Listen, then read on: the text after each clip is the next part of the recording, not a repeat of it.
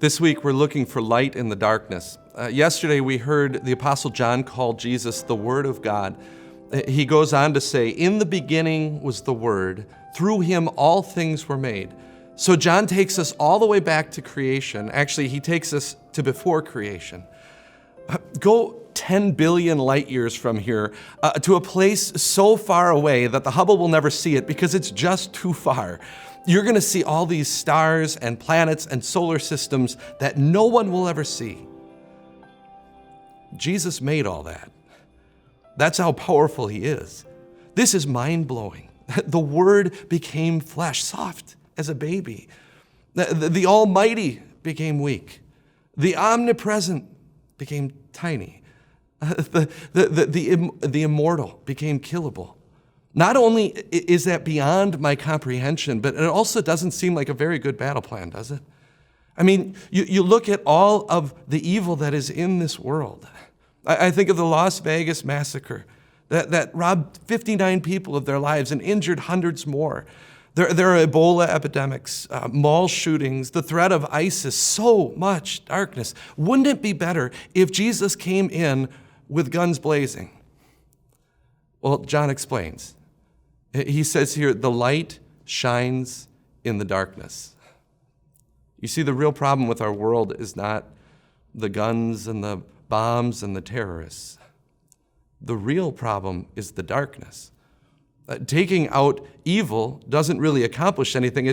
Evil will just come back in another form. You take out the Taliban, and what happens? ISIS comes back in its place. You outlaw prostitution, and the evil comes back in the form of pornography on the internet. Eliminating evil is not the answer. Eliminating darkness is the answer. Ripping the darkness out of people's hearts that make them do the evil things. It's where Jesus says evil comes from inside of the heart. And in case you missed it, he's talking about your heart and mine. If Jesus came back with guns blazing, there'd be nothing and no one left.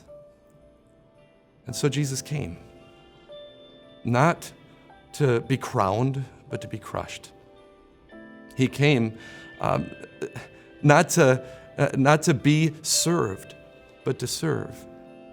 He came not to put evildoers in the grave, but to put evil itself in the grave, which is exactly what he did by suffering and bleeding and dying on a cross outside of Jerusalem.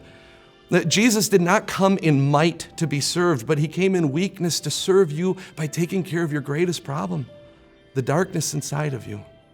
You see, that's what happens when light hits darkness. The darkness can't exist. When the light of Jesus shined in your heart, when he worked faith in your heart, your sin had no choice but to be forgiven. Forgiven, forgotten, forever. That's what happens when light hits darkness.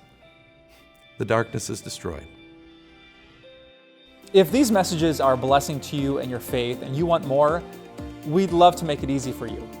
You can just click this button right here to get connection to a YouTube subscription. Or if you want these devotions right into your inbox, you can click right here. YouTube here, email here. Email here, YouTube there. Click both these buttons.